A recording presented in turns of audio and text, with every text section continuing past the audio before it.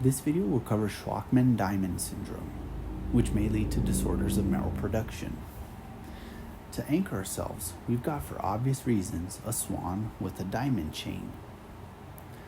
The toy car represents autosomal recessive inheritance of this disease.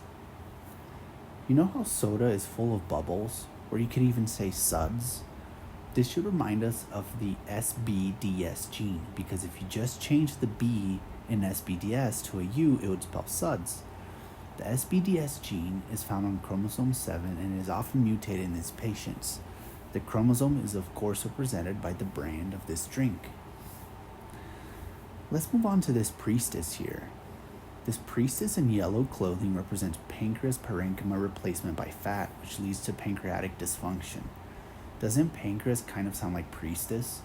And since she's wearing yellow, we'll remember that there's parenchymal fat replacement in this disease. The next thing to remember about this disease is metaphysio-dysostosis. This is represented by physicists here talking about metaphysics, since metaphysics sounds like metaphysio.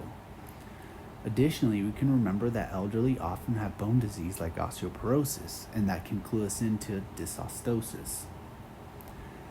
Last important point to remember is that these patients often are positive for HLA-DR4.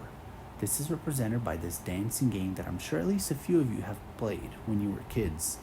Remember, it was called Dance Dance Revolution? And if you shorten that, you can get DR. Since this game is number 4, it'll bring us to HLA-DR4.